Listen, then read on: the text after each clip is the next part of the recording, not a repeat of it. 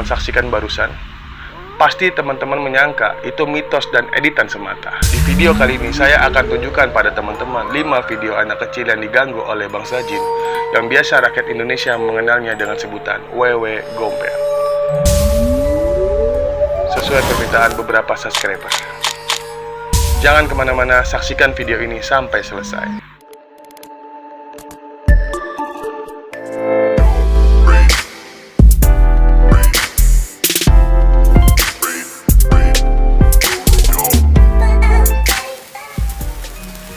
Assalamualaikum warahmatullahi wabarakatuh. Kembali lagi di segmen Semi, Sejarah Misteri. Tidak terasa ya, sudah memasuki 2 episode segmen kali ini. Terima kasih untuk teman-teman yang sudah setia dan mendukung channel ini. Sesuai janji saya di awal-awal video, sebentar lagi akan kita saksikan bersama-sama kamera CCTV merekam 5 bocah kecil yang diganggu oleh bangsa jin atau wewe gombel. Apakah ini mitos atau fakta? Tapi sebelumnya yang belum subscribe, silahkan subscribe serta komentar video apa lagi yang akan saya bahas untuk video selanjutnya. Yuk kita diskusi di kolom komentar. Inilah detik-detik anak kecil diganggu oleh bangsa jin saat tidur.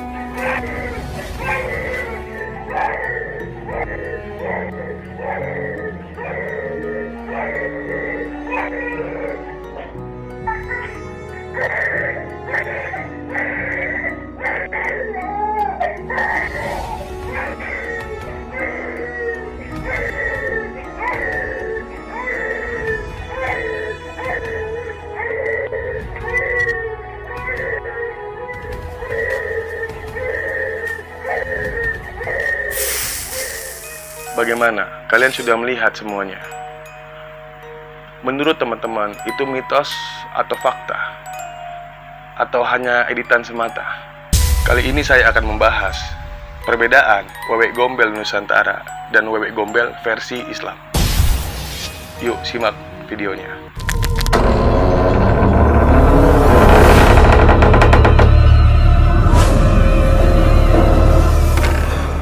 Wewe Gombel versi Nusantara. Mitos yang hidup di masyarakat perwujudan wewe gombel adalah perempuan yang bisa berubah wujud menjadi apa saja dengan ukuran payudaranya yang luar biasa besar. Ia jahil karena sering menculik anak-anak kecil dan menyembunyikannya. Jika anak yang diculik akan diberikannya makanan kotoran manusia yang dirubah menjadi seperti makanan lezat yang paling enak yang dia sukai. Cerita hantu wewe gombel ini juga sering digunakan oleh orang tua untuk menakut-nakuti si anak agar tidak keluyuran keluar rumah sendirian di saat menjelang maghrib dan malam hari. Untuk dapat menemukan si anak bila mana anak itu diculik oleh wewe gombel, keluarga harus berkeliling dan membunyikan bunyi-bunyian dari peralatan dapur. Seperti kisah-kisah zaman dulu, teman-teman. Itu wewe gombel versi Nusantara. Mari kita simak wewe gombel versi Islam, sekaligus mengkuak misteri ini, mitos atau fakta. Wewe gombel menurut Islam inilah perwujudan jin wanita pengganggu anak kecil saat menjelang maghrib. Maghrib merupakan waktu yang spesial karena menjadi saat pergantian antara siang dan malam. Namun dibalik itu semua, waktu ini juga cukup memberikan nuansa horor karena dipercaya menjadi momentum keluarnya setan dan jin.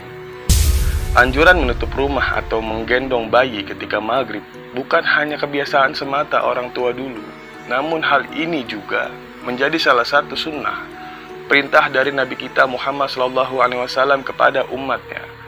Nabi Muhammad SAW bersabda, yang artinya, jika sore hari mulai gelap, maka tahanlah bayi-bayi kalian sebab iblis mulai bergentayangan pada saat itu. Jika sesaat dari malam telah berlalu, maka lepaskanlah mereka, kunci pintu-pintu rumah, dan sebutlah nama Allah. Sebab setan tidak membuka pintu yang tertutup. Dan tutup rapat tempat air kalian, dan sebutlah nama Allah. Dan tutup tempat makanan kalian, dan sebutlah nama Allah, meskipun kalian mendapatkan sesuatu padanya. Hadis riwayat Muslim.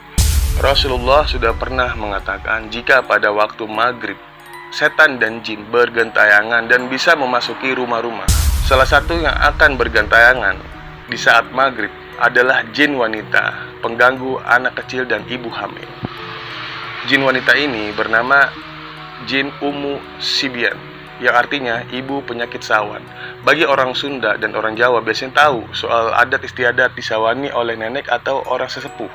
Kalau saya orang Sunda, teman-teman, saya pernah digituin sama nenek saya, disawanin katanya. Jin tersebut akan mengganggu anak-anak serta ibu hamil. Jin ini pernah menemui Nabi Sulaiman alaihissalam dan menjelaskan kepada beliau apa target utamanya. Ia datang dengan ciri-ciri yang sangat menakutkan, terlebih saat melakukan aksinya pada saat maghrib.